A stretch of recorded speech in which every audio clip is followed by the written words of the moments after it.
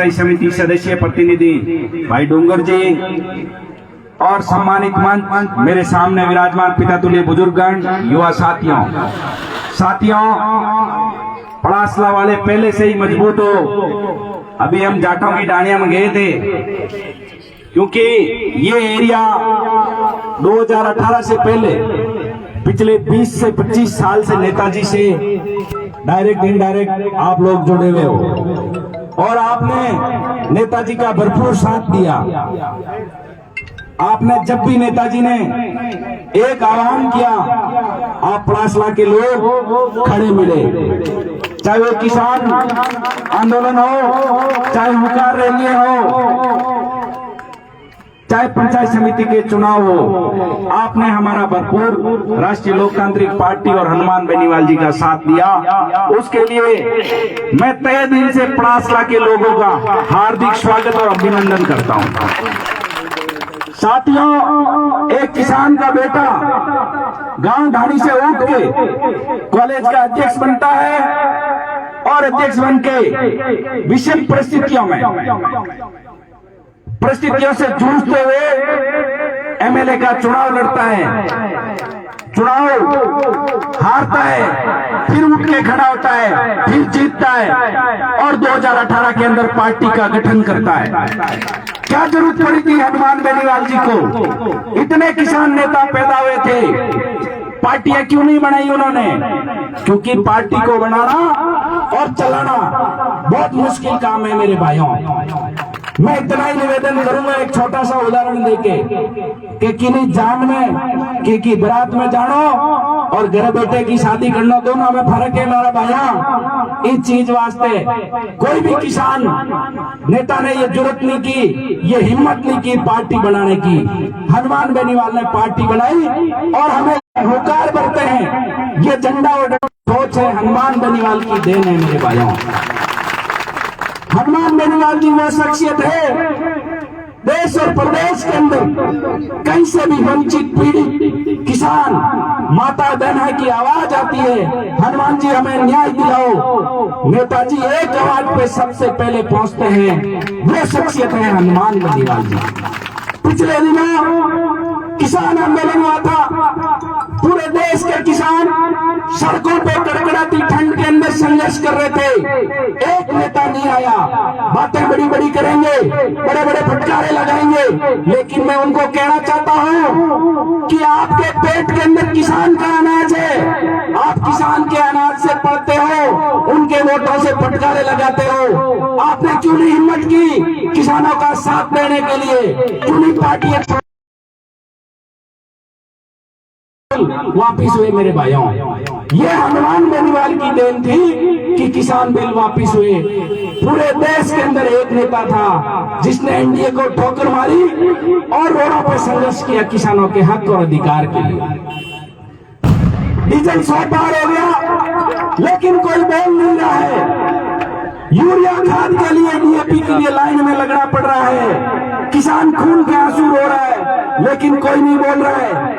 अलग अलग बरसाती मेहनत, जैसे ही चुनाव आते हैं हमारे किसान भाई, अरे किसान जब क्यों नहीं याद आते? जब किसान बिजली के लिए तरस रहा था, जब किसान बिजली के लिए आवाज उठा रहा था कि हमें बिजली दो, हमारे वोल्टेज की समस्या है, हमें डीजल की महंगाई की मार झेल रहे हैं, हमें डीएपी यूरिया नहीं मिल रही है, लेकिन उस टाइम ये लोग नहीं बोले। लोकसभा के अंदर किसी पीड़ित की आवाज उठाते हैं तो वो हनुमान बेनीवाल है। साथियों, हमारे राजपूत भाइयों के ऊपर विपत्ति आ पड़ी। भूंगरा के अंदर गैस तरसादी का मामला, सबसे पहले कोई पहुंचा, लोकसभा में आवाज उठाई, वो शख्सियत है हनुमान बेनीवाल मेरे भाइयों।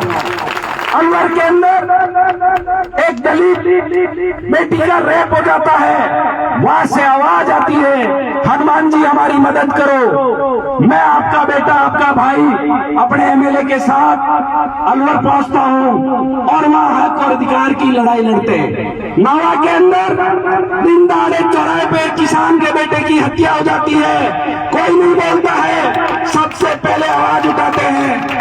कौम का कोहिनूर है, किसान कौम का हीरा मेरे भाइयों। मैं इतना ही कहना चाहूंगा कि एक गरीब आदमी घर बनाने के लिए लाखों रुपए में बजरी खरीदता है। किस प्रकार बजरी महंगी की है इनने। माफियाओं ने मिलके उनके खिलाफ किसी ने लड़ाई, बीमारी आई, हमने आवाज उठाई कि हमारे इन बाकी सब लोगों के मुंह में दही जम गया था। कहाँ थे ये लोग पिछले 4.5 साल से? जैसे ही वोट आए तो किसान, जवान और आप लोग प्यारे लगने लगे। इस बात को भी ध्यान में देना होगा। मैं इतना ही निवेदन करूंगा कि ऐसे असंख्य उदाहरण होंगे जो देश और उन्होंने अपने आप को इस लड़ाई, किसान चाहे एमएलए बने नहीं बने, लेकिन नेता को कमजोर नहीं होने देंगे मेरे भाइयों। सत्यनारायण जी कृष्णा जैसे एमएलए बना के विधानसभा में भेजेंगे, लेकिन नेता के कंधे मजबूत रखेंगे मेरे भाइयों। शंकर मीणा की हत्या होती है, लोग कहते जातिवादी, वो तो मीणा समाज से था, हनुमान बनिवाल जाट समाज से है। लेकिन रात की 2 बजे हनुमान बनिवाल डोसा पहुंचता है। एक गांव के अंदर बारिश पड़ रही थी, लेकिन शंकर मीणा के लिए न्याय दिलाने के लिए वहीं खेत के अंदर बॉडी के पास बैठ गया। वो शख्सियत है हनुमान बनिवाल मेरे भाइयों। ये झंडा और डंडा आपके हाथ में, किसानों की पहली पार्टी है प्रदेश की, जिसके नाम से एक बार ये दुपट्टा पहन के एसडीएम कार्यालय में घुसोगे तो हिम्मत नहीं होगी एसडीएम की कि आपको बाहर कर दे। वो कहेगा हनुमान का आदमी है, पता नहीं क्या हो जाएगा। ये है उनकी शक्ति और ताकत। मैं इतना ही कहूंगा, वोट की चोट ईवीएम मशीन में बोतल के निशान पे देना। जब विधानसभा के अंदर गुरु चंबेश्वर भगवान का नारा लगेगा, विधानसभा के अंदर जय भीम का नारा लगेगा, विधानसभा के अंदर वीर केदारी महाराज का जयकारा लगेगा। इस बात को ध्यान में रखना मेरे भाइयों। वोट की चोट बोतल के निशान पे देना और सत्यनारायण जी को भारी मतों से विधानसभा भेजना। बहुत बहुत धन्यवाद। जय हिंद, जय भारत। किसान एकता, किसान एकता। जय जवान, जय जवान, हनुमान बनिवाल। राम राम साहब, जय हिंद, जय भारत। धन्यवाद डॉक्टर साहब। राजेंद्र जी जानी और रचनाराम जी सिया का भी बहुत बहुत स्वागत, अभिनंदन। उद्बोधन की कड़ी में मैं निवेदन करूंगा प्रति सिंह जी इंदिरा, आप भी अपना उद्बोधन।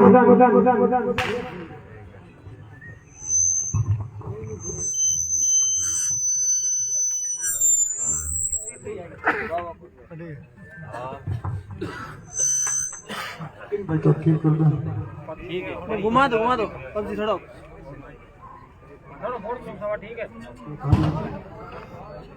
बहुत बहुत धन्यवाद डॉक्टर साहब, आपने बहुत ही जानदार, शानदार तरीके से अपनी बात रखी। आज ग्राम पंचायत पड़ासला की चुनावी सभा में अपनी बात रखने से पहले हमारे अपने नेता, आप सबके नेता आदरणीय हनुमान जी बेनीवाल साहब के संघर्ष, नेता की नीति, नियत और नेतृत्व में विश्वास करते हुए आप सब लोग इधर पधारे।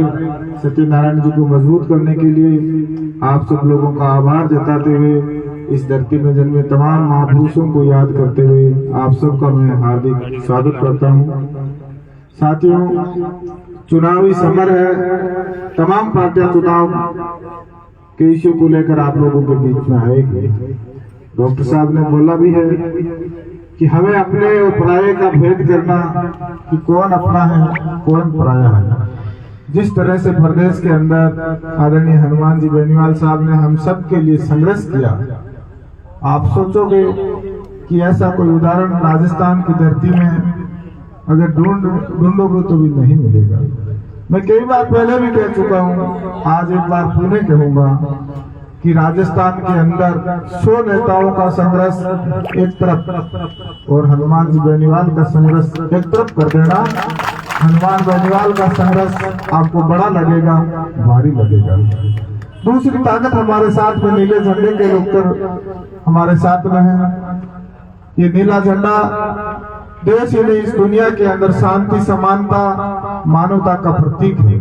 और ये झंडा भारत के अंदर कहीं भी आप उसको गले दुपट्टे में लगा के जाओगे तो समझने वाला ये समझेगा कि ये किसान का प्रतीक है, किसान की समृद्धि का प्रतीक है, किसान की खेती खलियानी की समृद्धि का प्रतीक है, किसान की उन्नति का प्रतीक है। एक दोनों झंडे आपके सामने हैं, दोनों झंडों को मजबूत करने का काम आपका और हमारा है। हमें इस झंडे को मजबूत करके हमारी अपनी पहचान को मजबूत करना है। प्रदेश में 70 साल से राजनीतिक रूप से चुनाव आए हैं, गए हैं, होते रहे। तमाम प्रदेशों के अंदर आप देखोगे कि तमाम प्रदेशों की अपनी राजनीतिक पार्टियां हैं, क्षेत्रीय दल है, लेकिन राजस्थान के नेताओं ने बड़े बड़े दावे जरूर किए, लेकिन किसी ने ये हिम्मत नहीं दिखाई कि हम हमारे प्रदेश के नेताओं को अपना खुद का दल दे सके, खुद का राजनीतिक घर दे सके। अगर ये काम किसी ने किया तो हमारे अपने नेता आदरणीय हनुमान जी बेनीवाल ने किया। हमें अपना खुद का राजनीतिक घर दिया, जहाँ हम टिकट ले भी सकते हैं, टिकट दे भी सकते हैं, न्याय के लिए संघर्ष भी हम अपने खुद के झंडे के बदौलत कर सकते हैं। हमें कांग्रेस बीजेपी के दुपट्टे को गले में डालने की जरूरत नहीं होती। ये बहुत बड़ी बात है।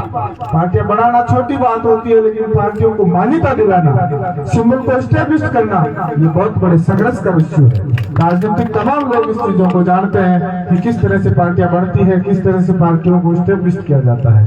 आज राष्ट्रीय लोकतांत्रिक पार्टी का सिंबल राष्ट्रीय पार्टियों के साथ में गिना जाता है। ये एक राजनीतिक ताकत है। तमाम लोग कहते हैं कि जिन समाज के पास में राजनीतिक ताकत होती है वो समाज किसी भी रूप में कमजोर नहीं होता है। तो आप समझो कि हनुमान बेनीवाल ने हमें कितना मजबूत किया। आज कांग्रेस राष्ट्रीय लोकतांत्रिक पार्टी नहीं होती तो आप कितने लोगों की भावना कहाँ होती, मर जाती भावना। हमें मजबूर होकर कहीं न कहीं कांग्रेस बीजेपी के साथ में लगना पड़ता या मायूस होकर घर बैठना पड़ता। कितना विप्लव हमें बड़ा विप्लव दिया। तो मैं इस मंच के माध्यम से पूरी लौट की जनता को कहना चाहूंगा कि इस विप्लव को मजबूत करना है, इस विप्लव को और ताकत देनी है, हमारे नेता को ताकत देनी है। और सबसे अच्छी बात यह है कि हमें सत्यनारायण जी जैसे उम्मीदवार मिले। साथियों, सत्यनारायण जी के साथ में मैं पिछले 5-10 साल 10 दिन से हूँ। इतने शालीन आदमी, नेक, निर्भीक, ईमानदार, बच्चों के साथ में बच्चों जैसा व्यवहार, बुजुर्गों के साथ में बुजुर्गों जैसा व्यवहार, जवानों के साथ में जवानों जैसा व्यवहार, और एक बहुत बड़ी समझ वाला इंसान, एजुकेटेड, फुल। आप किसी से